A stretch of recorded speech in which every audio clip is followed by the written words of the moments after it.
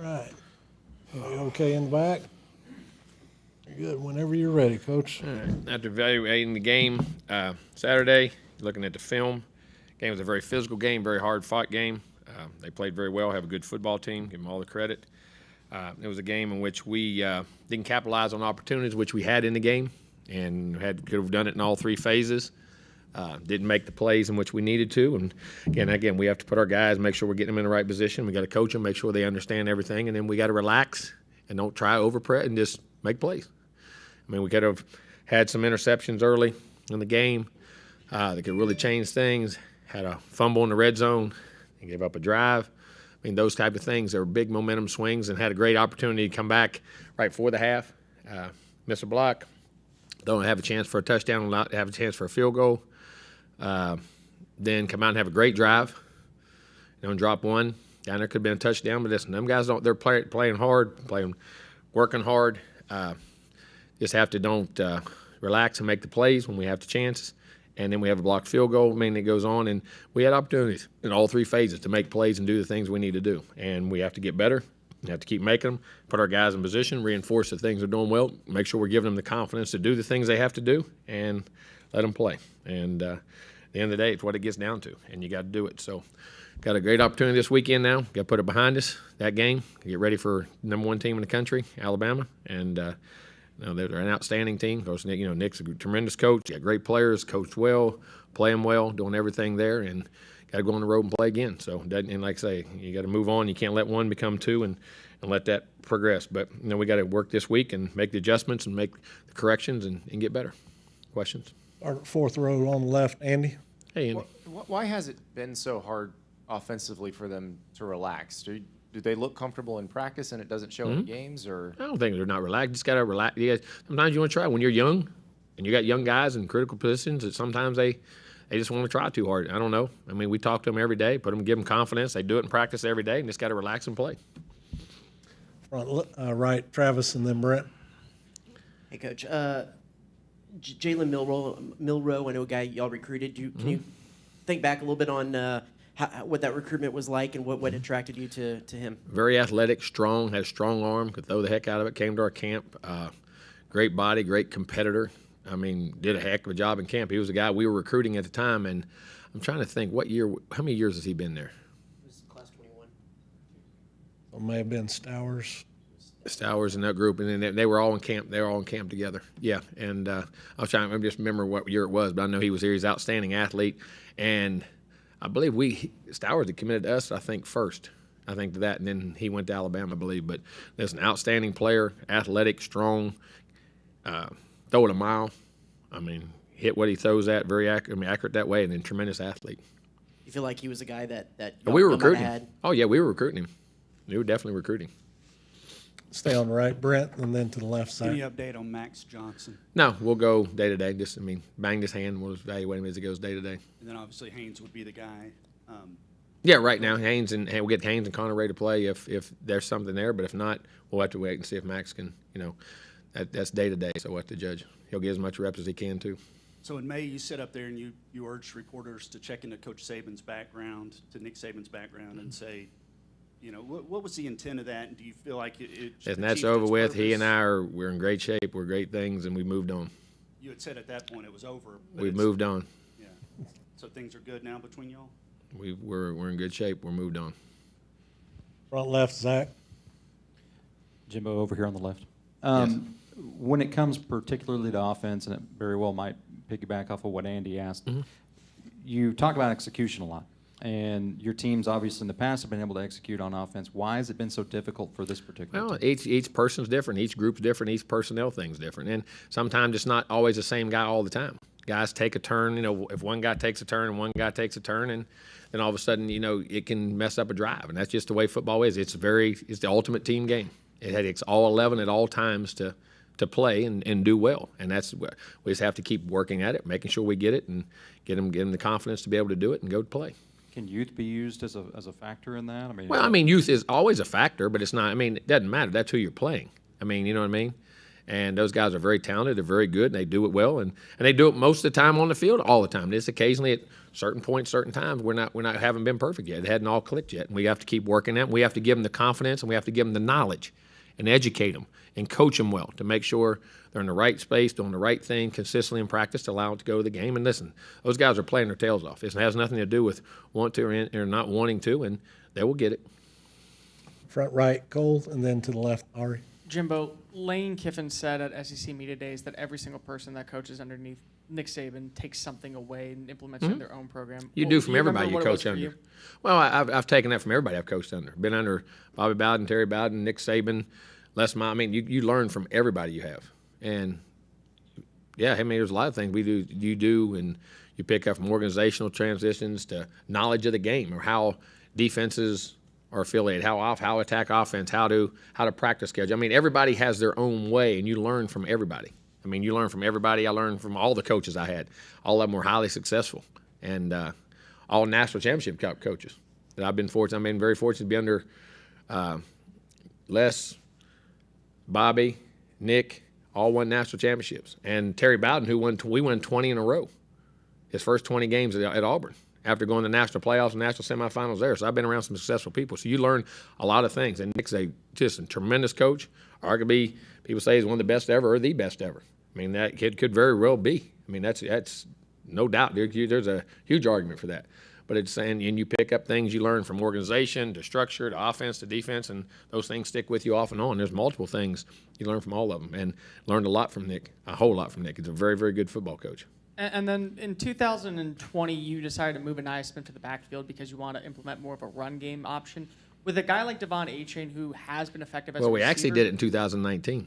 at the end of 2019, and then for the start of 2020, you want to put him in the backfield. But for a guy like Devon A-Chain, just for a security blanket with him with his hands, would you maybe consider giving him a little bit more reps in the slot just as a receiving option? Oh, we put him out there. We do at times, and also how your young backs go and where you can put him and move him around. He has the ability to do that, and he'll be able to do that. Yes.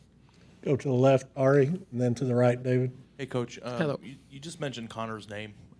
Connor. Weckman. Yes, sir. Yeah, I was wondering, where is he at his progression in this Very program? well. And- He stays in our reps. We give him reps every week. He takes reps with the twos every week in practice. He's knowledgeable. Sits right by me on the plane when we travel and do things in the meetings. He's right in there and really progressing, understands everything we're doing, how we're doing it, and is getting better and better. He's going to be, I think, a very, very good player. Yeah, I very know good player. that the five-star freshman quarterback is always a topic Mm-hmm. of conversation whenever you're in this position. But what is it? What does he have to do? And in your mind, is he? Yes, is he's a progressing and viable felt very option? comfortable. If he's in the game, we could play very well with Connor and win and be very good. I think he's going to be one heck of a player, and he's doing very well right now. To the right, David. Jimbo, is there anything during the week you can do to help players relax for game day? Relaxing is not it. It's practicing with habits, and so you have confidence to play. You say relax. Relax is your confidence comes from working hard and doing it every day and knowing you can do it. And you don't practice it till you do it right. You practice it till you can't do it wrong. A lot of times you can do it right, but how many times can you not do it wrong? That's the key, and how consistent you can be. Everybody says relax. Well, everybody can relax. Take a deep breath and relax. You know what I mean? But at the end of the day, that's not confidence is what allows you to play well. And you practice well, then you have confidence and you play well. And then you make a few plays in the game. Like I say, if we happen to get those picks or happen to make that catch or not fumble, and all of a sudden your whole persona changes based off one or two plays and how you do things. That's just a game. That's any game. I don't care if it's football, basketball, baseball, anything you do. You just got to keep pressing as far as work habits, but then you got to understand that when the plays are there, relax, be fundamentally sound, put your nose on the ball when you catch it, or put your hands where you got to be when you block it, or when you're going to intercept it, make sure you're in the right position or whatever it is, and just do it over and over every day in practice. The left, Cease, and then to the right, Ola. When you graded the offensive line, do you feel that they moved forward last week, and what problems? Well, I'm going to say this. We ran the football very well. You go back and watch it. We ran the football very well. I mean, opened the first drive, 8, 7, 3, 13, 4. Next drive had great runs, a big 20-yard run right off the bat, and then we had 13, 8, and 13 when we fumbled. That was in the first 3 drives. I mean, we were averaging almost 10 yards a carry, 9 yards a carry, first 3 series of the game running the football. And then we had 2 pickups inside that we come off a twist that they didn't come in pass pro. And that's where the sacks come from. But running the football, I thought we were excellent. And for the most part, we had a couple little screw-ups in there on the twist game that we come off a guy and Should have been on the first, take the first penetrator, and the back take the second, and we come off on it, let the first one go and picked up the second. So, I mean, it was that simple. I know it sounds, but that's what happened. But they did progress, and I think we're running the ball very well, and we're getting better in pass pro. I think those guys did a good job on the edges. What changed on your defense? Because you stopped them the first 2 times, and then after that, they seemed to get in rhythm. They made plays in the first 2 drives. They got some first downs. They got up to midfield and punted us back. But we had opportunities, like I say, to have those. You hit those 2 interceptions, and now what's the perception of it? You know what I'm saying? And where you're going, you got to make those plays too. So they just got in a rhythm, hit some plays, and they had a contested catch coming off the goal line. There was a jump ball, I think, down the sideline.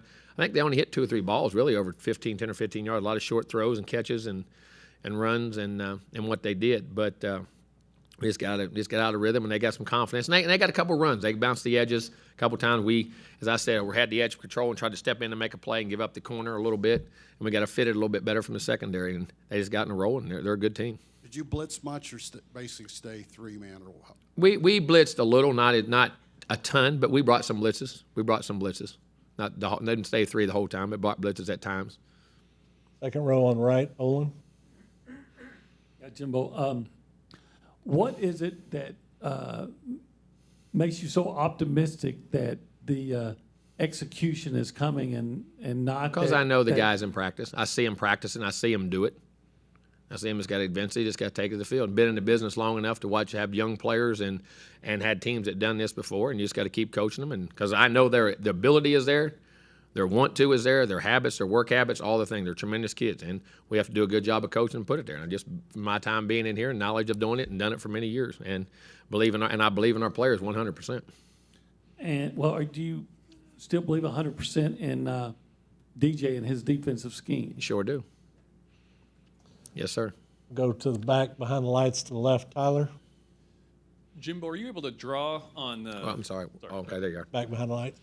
On last year's experience at all? It's kind of a similar situation coming off a loss to Mississippi State, heavy underdogs to Alabama. I mean, do you look at that at all as not really blueprint, but just the experience? No, you live off your experiences. But at the time, we went out the next week and had tremendous practices and prepared well and went and played well. I mean, those are the things that I keep going back to right now. I mean, you got to go prepare well and practice well to have an opportunity to go play a team like Alabama, to be able to have a chance to play well against them. And you have to practice well. So, I mean, we've done that before, but hopefully we'll do it again this week. And I think the kids and our want to of our players and everything else is there. Great attitude. We just have to go practice well. I also wanted to ask, this week is College Football Mental Health Awareness Week. Just kind of in your words, and we talk about the physical preparation, but just the importance of that. Let me tell you something. In today's time, that is the biggest issue in college sports, bar none.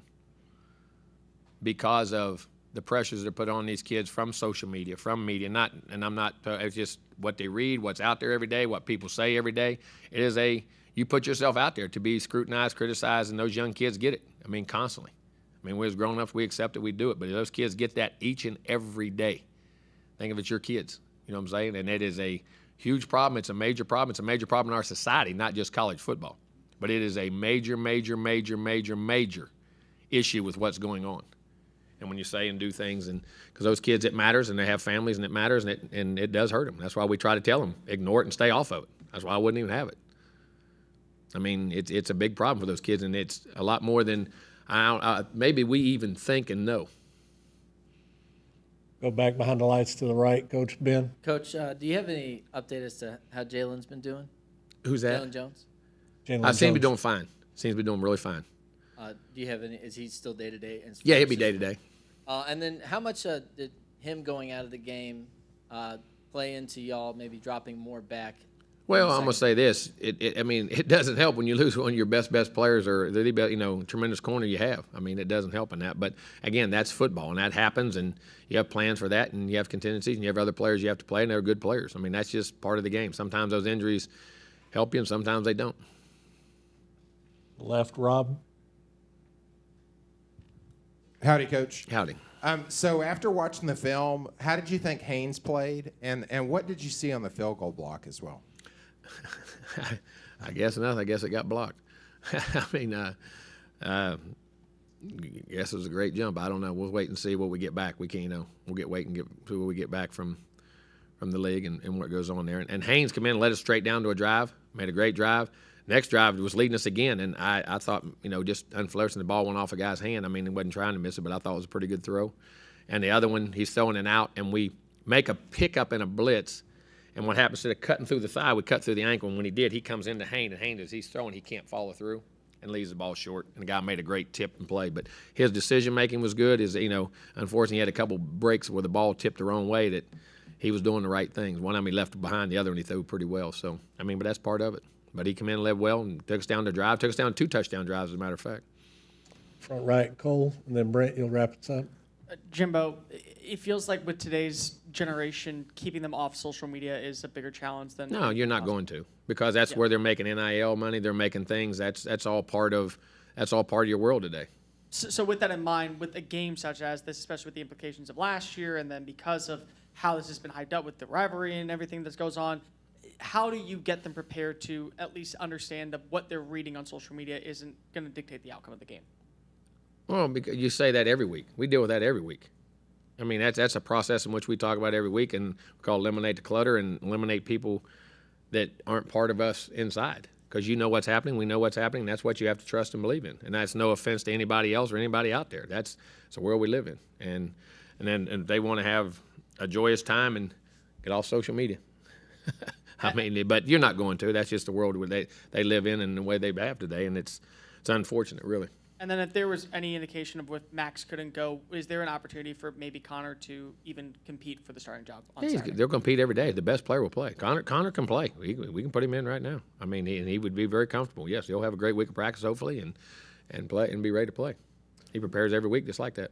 Go Brent, and then Travis, you'll wrap us up. I think if I recall, Haynes made his debut, or at least against Alabama, at Alabama a couple of years 2 ago. years ago. Mm-hmm. And in terms of his evaluation, have you seen him handle the past few weeks? Been excellent. Stepped right in the other day against Mississippi State. He stepped right in the middle of a drive and took us down. And him and Max work hand in hand every day. They sit together, go over plays, go over concepts, talk about ideas.